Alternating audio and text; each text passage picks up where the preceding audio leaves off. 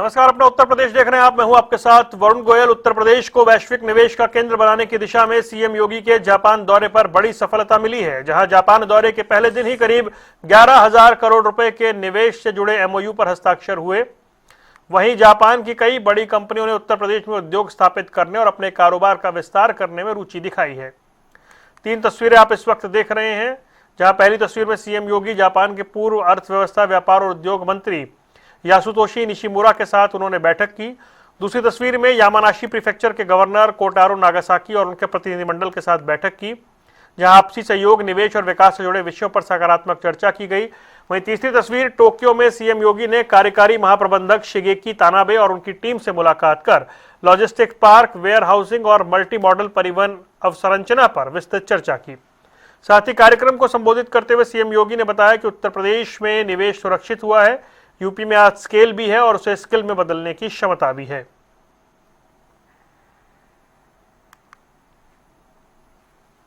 वहीं मुख्यमंत्री योगी आदित्यनाथ के जापान दौरे पर टोक्यो में भारतीय समुदाय के लोगों ने उनका भव्य स्वागत किया, तो साथ ही सीएम योगी को अपने बीच पाकर प्रवासी भारतीयों के चेहरे भी खिल उठे और पूरा माहौल उत्साह, आत्मीयता और गर्वित भाव से भरा हुआ दिखाई दिया। इस दौरान सीएम योगी ने भारतीय समुदाय के लोगों को संबोधित किया। साथ ही एक भारत, श्रेष्ठ भारत, आत्मनिर्भर भारत और विकसित भारत के संकल्पों को आगे बढ़ाने में सक्रिय योगदान का भी आह्वान किया।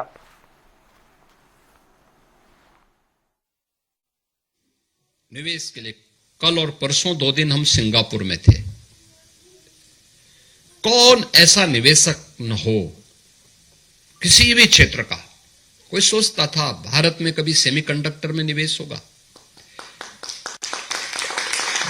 डाटा सेंटर के अंतर्गत डाटा सेंटर स्थापित होंगे, आर्टिफिशियल इंटेलिजेंस के बारे में भारत के अंदर, ग्रीन हाइड्रोजन के बारे में, इन्वेस्टमेंट के बारे में, लॉजिस्टिक पार्क बने, इंटरनेशनल एयरपोर्ट दुनिया के बड़े बड़े एयरपोर्ट्स की तुलना में भारत के अंदर बने। और ये सभी काम आज के दिन पे उत्तर प्रदेश में हो रहे हैं। उत्तर प्रदेश में हमारी सामर्थ्य क्या है, आपने हमारी सामर्थ्य को देखना हो तो महाकुंभ उसका एक उदाहरण है। कैसे 66 करोड़ लोग आ सकते हैं। क्या भारत की सामर्थ्य है। अयोध्या में भगवान राम का भव्य मंदिर बन गया है। अयोध्या एक नई अयोध्या के रूप में त्रेता युग का स्मरण करा रही है। काशी में कल मैं सिंगापुर में था और सिंगापुर के माननीय राष्ट्रपति ने वहां मुझे बताया काशी विश्वनाथ धाम कितना भव्य बन गया है। ऐसे लगता आधुनिक बन गया है। पहले जाते थे 10 लोग नहीं दर्शन कर पाते थे, आज 50,000 लोग एक साथ आ जाए तब भी दर्शन में कोई समस्या नहीं। हमारे धर्मस्थलों का स्वरूप ऐसे ही होना चाहिए। विकास के प्रति हम सब कुछ करें जो हमारे देश के हित में हो और मानवता के कल्याण के हित में हो। हमारी ताकत दुनिया को मैत्री और करुणा के पथ पर अग्रसर करने के लिए होगी। यूपी विधानसभा चुनाव 2027 की तैयारियां शुरू हो चुकी हैं। सभी राजनीतिक दल कमर कसकर मैदान में उतर रहे हैं। ऐसे में बीजेपी प्रदेश अध्यक्ष पंकज चौधरी का बयान सामने आया है। उन्होंने कहा कि बीजेपी का कार्यकर्ता और संगठन 365 दिन तैयार रहते हैं। हम 2027 चुनाव को लेकर रणनीति बनाना शुरू कर रहे हैं। स्वाभाविक है कि हम सब राजनीतिक दल के कार्यकर्ता हैं और चुनाव सामने दिख रहा है, लेकिन मैं बताना चाहता हूं कि भारतीय जनता पार्टी का कार्यकर्ता और संगठन 365 दिन तैयार रहता है, क्योंकि हमारा कार्यकर्ता दिन रात जनता की 27 को लेकर के रणनीति अभी बनाना हम लोग शुरू करेंगे। अभी तो हम लोग संगठन का जो कार्यक्रम है उसको। शंकराचार्य विवाद पर सियासी घमासान थमने का नाम नहीं ले रहा है। एक बार फिर सपा सुप्रीमो अखिलेश यादव ने बीजेपी सरकार पर जमकर निशाना साधा और कहा कि विरोध करने पर बीजेपी की सरकार झूठे मुकदमे लगाकर फंसाने का काम करती है। साथ ही उन्होंने सवाल खड़े किए कि संगम की त्रिवेणी पर शंकराचार्य को स्नान क्यों नहीं करने दिया गया।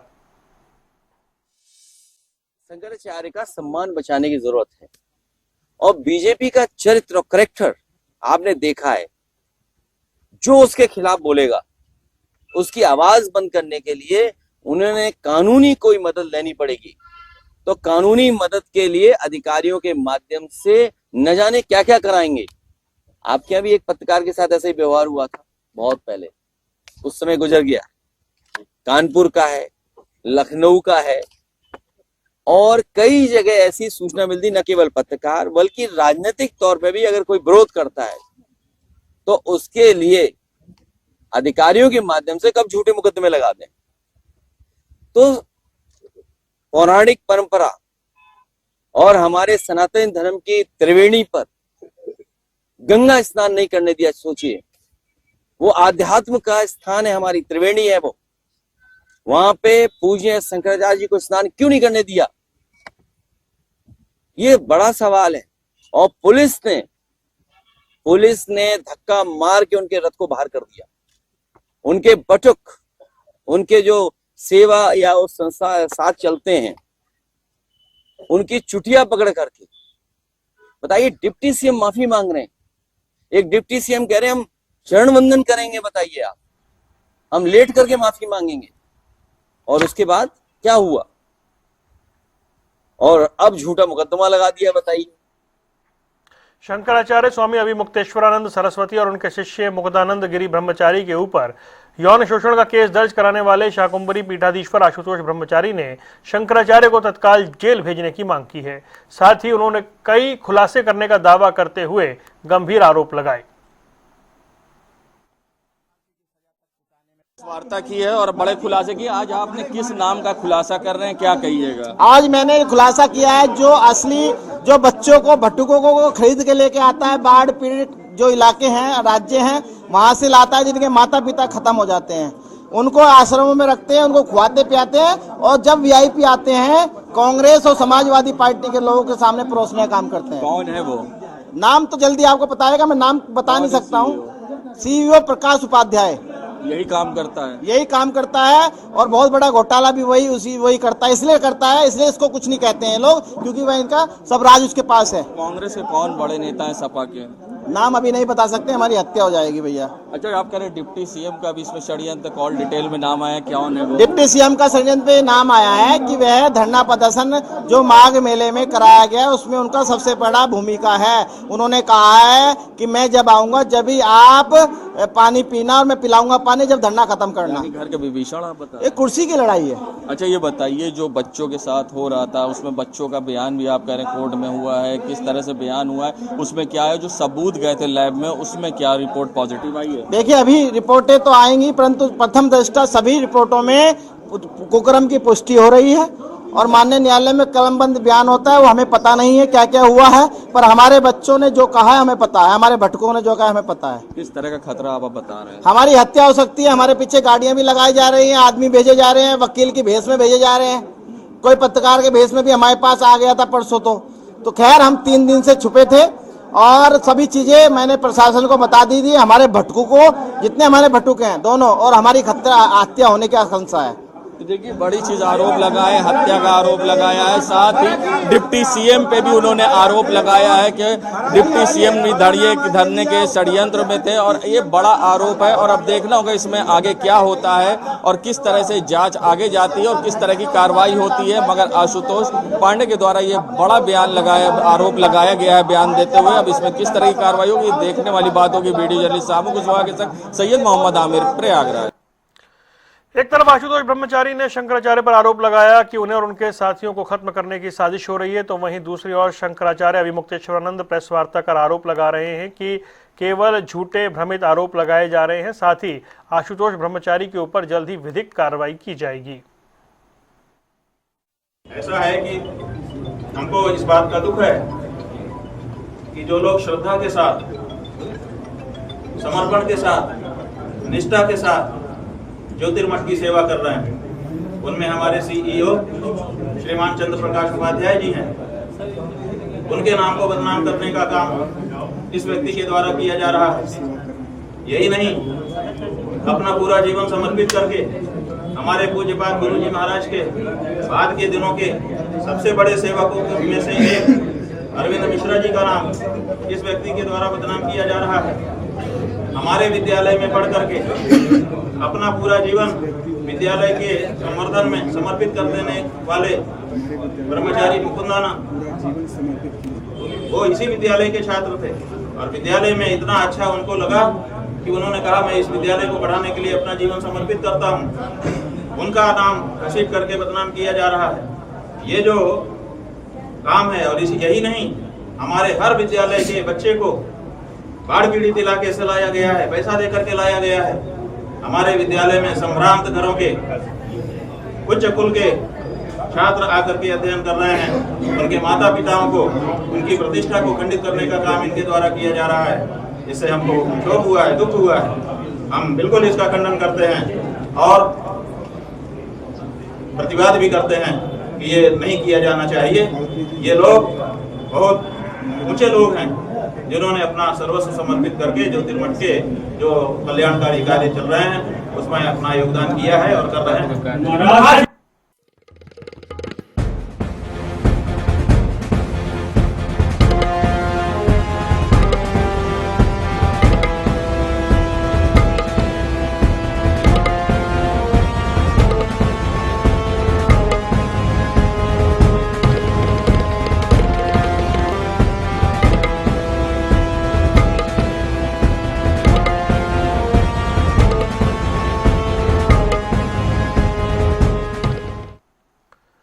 शंकराचार्य स्वामी अभिमुक्तेश्वरानंद विवाद पर सियासी घमासान थमने का नाम नहीं ले रहा। कांग्रेस शंकराचार्य के समर्थन में उतर आई है। एक रिपोर्ट देखिए।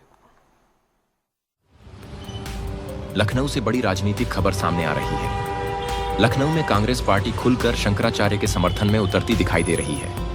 पार्टी कार्यालय के बाहर स्वामी अभिमुक्तेश्वरानंद सरस्वती के समर्थन में पोस्टर लगाए गए हैं। इन पोस्टरों के जरिए कांग्रेस ने अपना रुख साफ कर दिया है। गौरतलब है कि स्वामी अभिमुक्तेश्वरानंद सरस्वती हाल के दिनों में अपने बयानों को लेकर चर्चा में रहे हैं। लखनऊ स्थित उत्तर प्रदेश कांग्रेस कमेटी के दफ्तर के बाहर लगे इन पोस्टरों ने राजनीतिक हलकों में हलचल तेज कर दी है। देखिए, उत्तर प्रदेश में जिस तरीके से स्वामी अभिमुक्तेश्वरानंद महाराज जी के साथ अपमान हुआ है, उनके शिष्यों की शिखा को खींचा गया है, वो दुर्भाग्यपूर्ण है। उत्तर प्रदेश में एक योगी मुख्यमंत्री बैठे हुए हैं, वो किस तरीके से हरकत कर रहे हैं। और जिस आशुतोष ब्रह्मचारी ने याचिका दायर करी है स्वामी जी के खिलाफ, वह खुद एक हिस्ट्री शीटर है। उस पर खुद संगीन धारा में पूरे प्रदेश के जनपदों में मुकदमे दर्ज हैं। और कल देखिए सच्चाई सामने आ गई। उसने जबरदस्ती 2-3 लोग को फोन करके कहा कि तुम्हारी छोटी बच्चियां हैं, उनका इस्तेमाल करना है, और जबरदस्ती यौन शोषण के मुकदमा दर्ज किया स्वामी जी के बिहाफ पे। तो पूरी कांग्रेस पार्टी आज जो सनातन धर्म के सर्वोपरि हैं स्वामी अभिमुक्तेश्वरानंद महाराज जी के साथ, उनके साथ मजबूती से खड़ी है। कल शाम को उत्तर प्रदेश कांग्रेस के अध्यक्ष अजय राय जी स्वामी अभिमुक्तेश्वरानंद महाराज जी के सम्मान में उनसे मिलने पहुंचे और उनको आश्वासन दिया कि हम और पूरी कांग्रेस पार्टी आपकी इस लड़ाई में, आपकी इस मुहिम में आपके साथ खड़ी है। उधर समाज कल्याण राज्य मंत्री असीम अरुण ने समाजवादी पार्टी पर जमकर निशाना साधा। राज्य मंत्री ने कहा कि सपा के समय दिक्कत यह थी कि उत्तर प्रदेश से उद्योग भाग रहे थे, लेकिन आज उत्तर प्रदेश में निवेशकों की लाइन लगी है और पूरे राज्य में नए इंडस्ट्रियल एरिया विकसित हो रहे हैं। समाजवादी पार्टी के समय प्रॉब्लम ये थी कि उत्तर प्रदेश से उद्योग भाग रहे थे, आना तो बहुत दूर की बात है। आज ग्लोबल इन्वेस्टमेंट समिट के जरिए बार बार हम लोग शिलान्यास करते हैं, यानी ग्राउंड ब्रेकिंग सेरेमनी करते हैं। हमारे सामने चुनौती अब यह है कि हम जल्दी से जल्दी ज़मीन लोगों को दें, जल्दी से जल्दी व्यवस्थाएं दें, और पूरी सरकार इस बात पे लगी है कि आज उत्तर प्रदेश के दरवाजे पे लाइन लगी है उद्योगपतियों की, और हम पूरे प्रदेश में नए इंडस्ट्रियल एरिया विकसित कर रहे हैं। प्राइवेट प्लेज पार्क, जो प्राइवेट इंडस्ट्रियल एरिया, उनको विकसित कर रहे हैं, और जितनी तेज़ी से उत्तर प्रदेश में निवेश आ रहा है उसको ज़मीन पे ला रहे हैं। और ख़ासकर बुंदेलखंड, पूर्वांचल को भी हम लोग आच्छादित कर रहे हैं, क्योंकि औद्योगिक विकास एक क्षेत्र में ज़्यादा हो, एक क्षेत्र में ज़्यादा कम हो, ये भी अच्छी बात नहीं है। उसको भी योगी जी ठीक कर रहे हैं। उधर केंद्रीय कृषि मंत्री शिवराज सिंह चौहान अयोध्या दौरे पर पहुंचे, जहां उन्होंने कृषि क्षेत्र में केंद्र सरकार की ओर से किए गए कार्यों की सराहना की। साथ ही कहा कि आज की तारीख में कृषि क्षेत्र में हालात बदले हैं और जो विसंगतियां हैं उन्हें दूर करने का काम किया जा रहा है। हम ये सुनिश्चित कर रहे हैं कि इस दिशा में किसी भी तरह की कोई कोताही ना बरती जाए। आपको बता दें कि अयोध्या दौरे पर शिवराज सिंह चौहान ने किसानों से मिलकर उनकी समस्याएं भी सुनी।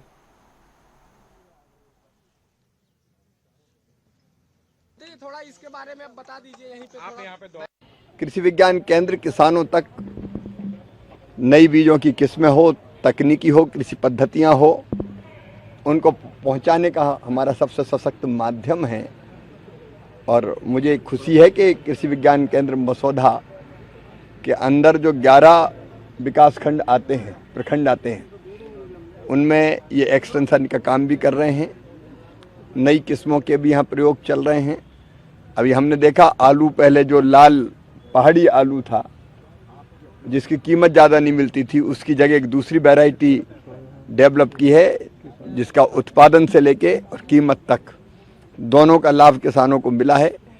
यहाँ इंटरक्रॉपिंग का काम भी किसान भाइयों ने बताया कि गन्ने के साथ वो अलग अलग आलू सहित अलग अलग कई आलू, प्याज, दूसरी चीज़ें कर रहे हैं और ये फसलें एक दूसरे को फ़ायदा पहुंचाती है, तो उससे दोनों उत्पादन दोनों का बढ़ता है और किसान को लाभ मिलता है।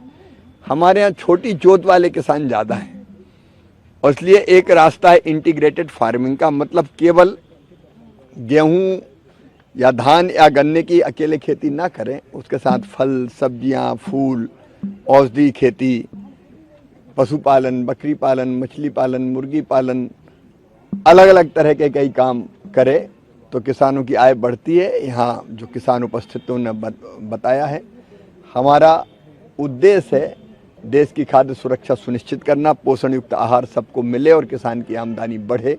यहाँ लगातार योगी जी के नेतृत्व में उत्तर प्रदेश की सरकार भी बहुत बेहतर काम कर रही है और प्रधानमंत्री जी के नेतृत्व में सारा देश आगे बढ़ रहा है। और अब बात करते हैं होली की। भोलेनाथ की नगरी वाराणसी में होली का रंग हवा में घुलने लगा है। काशी के नमो घाट पर लोग पारंपरिक होली मनाने के लिए इकट्ठा हुए, जिसमें जमकर होली के फाग और लोकगीत गाते हुए लोग मस्ती में सराबोर नजर आए। देखिए ये रिपोर्ट। नमो घाट पे होली रे रसिया, नमो घाट पे घुटती भांग, हारमोनियम पर राग और ढोलक की थाप, ये मस्ती और अल्हड़पन की तस्वीरें भोलेनाथ की नगरी वाराणसी की है, जहां पर होली का रंग हवा में घुल चुका है।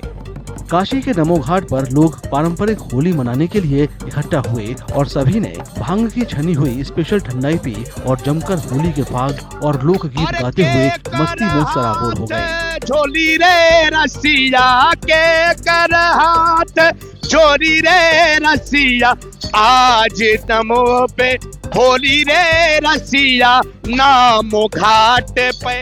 नमो घाट पर दिव्य और भव्य होलियाने अंदाज में काशी के सैकड़ों नागरिक यहाँ उपस्थित होकर राष्ट्र कवियों के साथ मिलकर, कवित्रियों के साथ मिलकर होलियाने अंदाज में भांग, गुटी, ठंडई का मिश्रण करके जमकर आज होलियाने अंदाज में मौज मस्ती के साथ होली मनाई।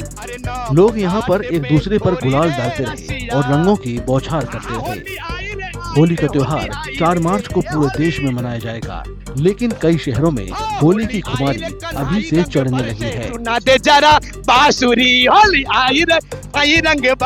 उधर विश्व प्रसिद्ध मथुरा में होली की शुरुआत हो चुकी है। सुप्रसिद्ध लड्डू मार होली के बाद लट्ठ मार होली में देश विदेश से श्रद्धालु पहुंचे। हुरियारे अपने सिर पर पगड़ी कसकर बांधे हुए और हाथ में ढाल पकड़े हुए नजर आए। देखिए ये रिपोर्ट। आज बिरज में होली रे रसिया, कौन गाव के कुमार कन्हैया लाला। ये गीत नहीं, भावना है। भावना है उस मन की जो राधा कृष्ण की मनमोहक होली के रंग में खुद को सराबोर करने के लिए ब्रज क्षेत्र में खास तौर से नंदगांव और बरसाना आया है। ये गाना राधा कृष्ण की भक्ति के रंग में हर किसी को डुबो रहा है। नंदगांव में भगवान कृष्ण ने अपना बचपन बिताया था, इसलिए यहाँ के पुरुष गुरुवार को बरसाने जाकर लठमार होली खेलने की तैयारी कर रहे हैं। हुरियारे अपने सिर पर पगड़ी कसकर बांधे हुए हैं और हाथ में ढाल पकड़े हुए हैं, ताकि जब बरसाने की हुरियारन इन पर लठ बरसाएं तो वे इसका सामना बखूबी कर सकें। बरसाना और नंदगांव में ये परंपरा बरसों से चली आ रही है और ये परंपरा होली के त्योहार को और भक्तिमय बना देती है। ये अनूठी परंपरा राधा और भगवान कृष्ण के प्रेम प्रसंग को पुनर्जीवित करती है, क्योंकि माना जाता है कि कन्हैया और उनके मित्र नंदगांव से होली खेलने बरसाना आते थे तो राधा रानी और उनकी सहेलियां उन्हें लठ मारकर भगाती थीं ताकि वो रंग न डाल सकें। बरसाना में पीली पोखर स्थल पे हम अपनी सुरक्षा के रूप में सिर पे पाग बंधवाएंगे, फिर यहाँ से सीधा झंडी लेके राधा रानी के महल के लिए रवाना हो जाएंगे। वहाँ से दर्शन करके थोड़े से रास रवैया गा के सीधे हम नीचे पहुँच जाएंगे। वहाँ पे अपनी लठामार होली शुरू होगी, जहाँ पे बरसाना की जो सखियां हैं, जो भाभियां हैं, वो लठ से हमारा स्वागत करेंगी। वही परंपरा हम आज तक चलाते आ रहे हैं कि हमारा एकमात्र संबंध था श्री राधा कृष्ण जी का, वही एक पहला और अंतिम था। यहाँ बरसाने की गोपियों के हर चंचल प्रहार को नंदगांव के ग्वाले प्रसाद मानते हैं, क्योंकि ये अपने प्रिय कान्हा के प्रति राधा के दिव्य प्रेम की अभिव्यक्ति है। मार नहीं है, वो राधा रानी का प्रेम है, वो प्रेम रूपी ढाल ये इस पे पड़ता है और उससे हमारी आत्मा, हमारा जीवन तृप्त होता है। सदियों पुरानी इस परंपरा को देखने के लिए हर साल यहाँ देश विदेश से हजारों श्रद्धालु और पर्यटक पहुँचते हैं और राधा कृष्ण के दौर की यादों में खो जाते हैं। होली का त्योहार 4 मार्च को पूरे देश में मनाया जाएगा, लेकिन ब्रज क्षेत्र में ये उत्सव 40 दिन तक मनाया जाता है।